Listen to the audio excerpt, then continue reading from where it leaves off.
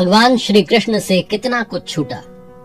जीवन की शुरुआत में माता पिता छूटे, फिर जो नंद यशोदा मिले वो भी छूटे, राधा छूटी, गोकुल छूटा, मथुरा छूटा।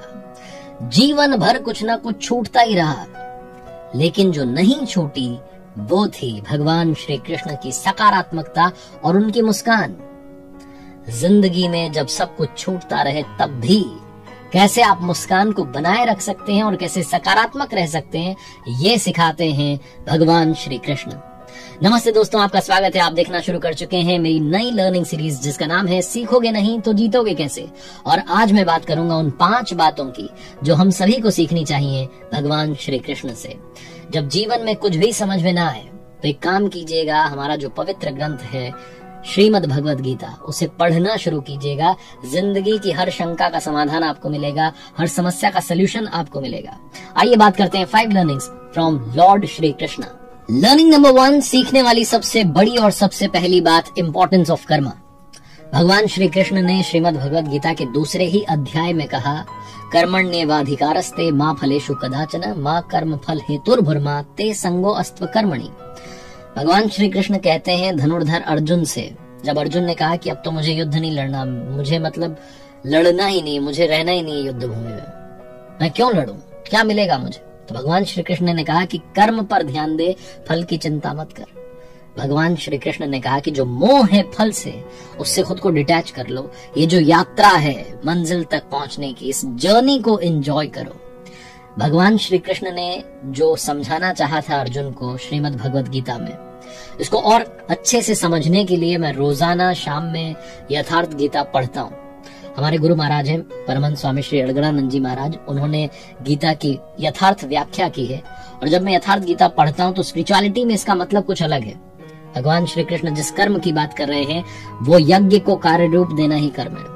यज्ञ जो होती है वो आराधना की विधि विशेष है, उसका नाम यज्ञ है। श्वास प्रश्वास का ध्यान जो है वो यज्ञ है। उस कर्म की यहाँ पर बात हो रही है, वो स्पिरिचुअलिटी का उसमें जाएंगे स्पिरिचुअलिटी में तो वो मतलब निकल के आता है, वो मीनिंग अलग है। लेकिन अगर हम हमारी लाइफ की बात करें, जिंदगी की बात करें, जिस जिंदगी को हम रोज जिसका सामना करें उसकी बात करें, तो वहां कर्म का जो मतलब है, जो इम्पोर्टेंस है, वो ये निकल के आती है कि आप सिर्फ अपने काम पर ध्यान लगाइए, फोकस कीजिए अच्छे काम की तरफ, और जो यात्रा है आपके गोल तक पहुंचने की उसे एंजॉय कीजिए। बाकी सब भूल जाइए, उस पर छोड़ दीजिए, वो सब मैनेज कर लेगा।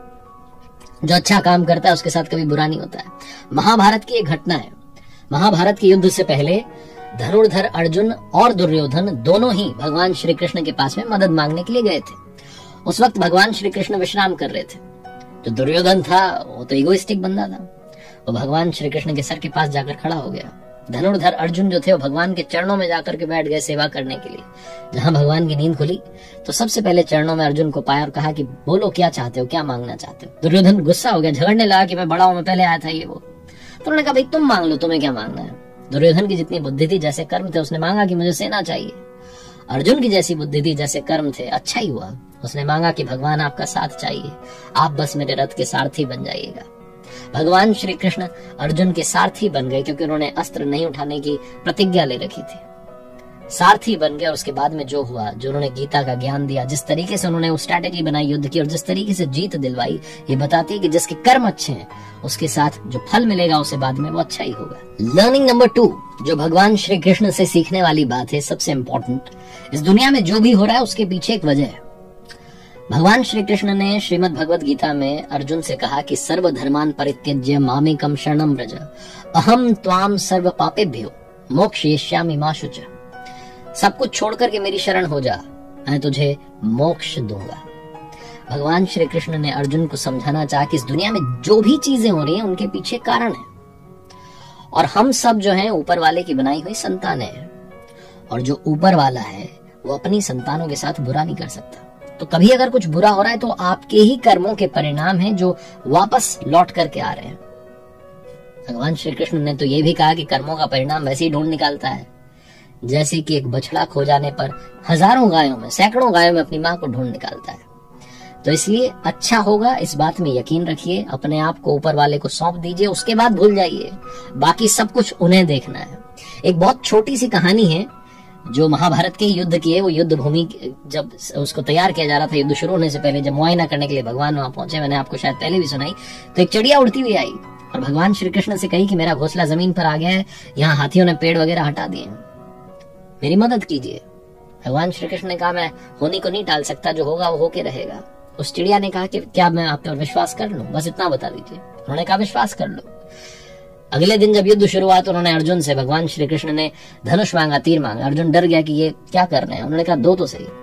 तीर चलाया, सामने हाथी था, उसके गले में बड़ी सी घंटी बंधी थी, उस घंटी पर जाकर के लगा, वो घंटी जमीन पर गिर गई। अर्जुन हंसने लगा कि क्या कर रहे हो, आपसे एक निशाना नहीं लगा, लाओ मैं लगाता हूँ, हाथी को गिराता हूँ। उन्होंने कहा नहीं, काम हो गया। 18 दिन के बाद में जब फिर से युद्ध भूमि को साफ किया जा रहा था, क्योंकि युद्ध खत्म हो गया था, तो उस घंटी को हटाने के लिए भगवान श्री कृष्ण ने अर्जुन से कहा कि हटाओ उस घंटी को, जमीन पर पड़ी हुई। जैसे उसने घंटी हटाई, वो चिड़िया अपने बच्चों के समेत वहां से उड़ गई। उस चिड़िया ने सिर्फ विश्वास किया था प्रभु पर, बाकी सब उन्होंने देख लिया। Learning number 3, mindfulness. अगर मैं हिंदी में बात करूं तो सचेतन होना। सचेतन को और समझें तो आज में रहना, आज को लेकर के अवेयर रहना, वो चेतना आपके अंदर होनी चाहिए। भगवान श्री कृष्ण ने धनुर्धर अर्जुन को अक्सर सिखाया कि आप आज में रहना शुरू कीजिए, जो होगा वो देखा जाएगा, अभी जो है उसमें जीना शुरू कीजिए, इस क्षण में रहना शुरू कीजिए। माइंडफुलनेस होनी बहुत जरूरी है, ये आपकी जो मेंटल वेलबींग है इसको भी इंप्रूव करती है। वो बात अलग है कि कभी कभी चैलेंजिंग सर्कमस्टांसेस होते हैं, आपकी लाइफ में बहुत कुछ ऐसा हो रहा होता है जिसको लेकर के आप डिस्टर्ब्ड होते हैं, आपको लगता है पता नहीं क्या होगा। लेकिन अगर आप माइंडफुलनेस के साथ आगे बढ़ रहे हैं, आप सचेतन हैं, आप अवेयर हैं आज को लेकर के, कैसे आगे बढ़ सकते हैं, क्या सही होना चाहिए, नहीं होना चाहिए, आगे की तैयारी भी आपकी हल्की हल्की है, तो हर चीज का समाधान निकल आता है। जब मस्तिष्क आपका थोड़ा सा शांत है, आप कूल काम रह करके चीजों को समझ रहे हैं, तो मुझे नहीं लगता कि जिंदगी में कोई समस्या इतनी बड़ी हो सकती है कि वो आपसे बड़ी हो जाए, आपकी आत्मा से बड़ी हो जाए। क्योंकि भगवान श्री कृष्ण कहते हैं कि जो आपकी आत्मा है ये बहुत ताकतवर है, ये आपके उस चंचल मन को भी, जो चंचल मन अति रैंडम है, उसको भी कंट्रोल कर सकती है अगर आप चाहें तो। एक छोटी सी महाभारत की घटना है, उससे आप समझिएगा कि माइंडफुलनेस जो है वो कितनी जरूरी है होना। भगवान श्री कृष्ण के पास में एक बार द्रौपदी आई और आकर के कहने लगी कि वहां पितामह भीष्म ने प्रतिज्ञा कर ली है कि मेरे पतियों को मार देंगे। तो भगवान श्री कृष्ण ने कहा कि अरे घबरा क्यों रही हो, शांत हो जाओ, आप जाओ उनके शिविर में और पितामह भीष्म को जाकर के बस प्रणाम करना। द्रौपदी गई उनके शिविर में, जो कहा था भगवान श्री कृष्ण ने वो माना, और वहां जाकर के जब प्रणाम किया पितामह भीष्म को, तो उन्होंने कहा सौभाग्यवती भव। और जैसे उन्होंने आशीर्वाद दिया, पितामह भीष्म कहने लगे कि क्या कर दिया मैंने तो अभी भी प्रतिज्ञा ली, तुम्हारे पतियों को मारने की, तुमने मुझसे आशीर्वाद लिया कि तुम्हारे पति बहुत लंबी उम्र जिएंगे। फिर पितामह भीष्म कहने लगे कि जरूर ये कान्हा ने तुमसे करवाया है, ये तुमने नहीं किया है। भगवान श्री कृष्ण के पास में इस दुनिया की हर समस्या का समाधान था। जब पितामह भीष्म ने आशीर्वाद दे दिया था द्रौपदी को, तो उसके बाद में पांडवों को बुलाया था और बताया था कि मुझे मारने का तरीका क्या है, शिखंडनी को आगे कर देना, उसके बाद में तीर नहीं चलाऊंगा, अर्जुन तुम तीर चला देना।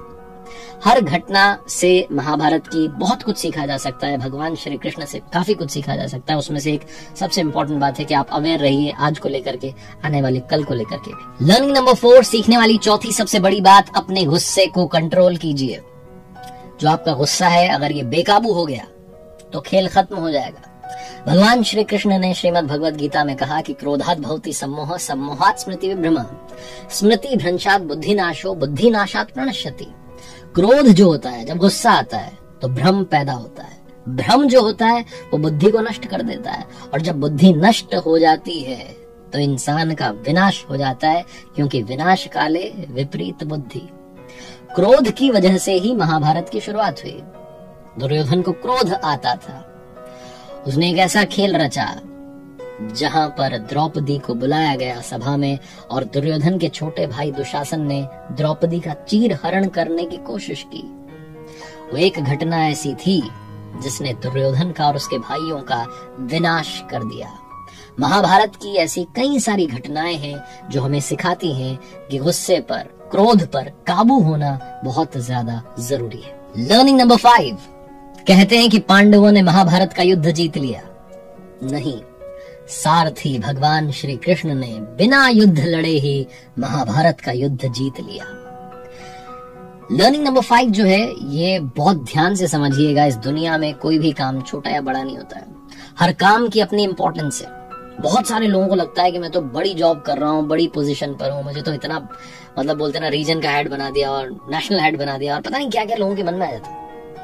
जो छोटा काम कर रहा होता है उसको छोटी नजर से देखते हैं, अरे छोटा सा काम करता है, छोटी सी जॉब है, छोटी सैलरी है। नहीं, भगवान श्री कृष्ण ने सारथी बनना भी स्वीकार किया क्योंकि उन्हें लगा कि ये जो काम है ये मेरे सखा अर्जुन को, उसके परिवार को जीत दिला सकता है।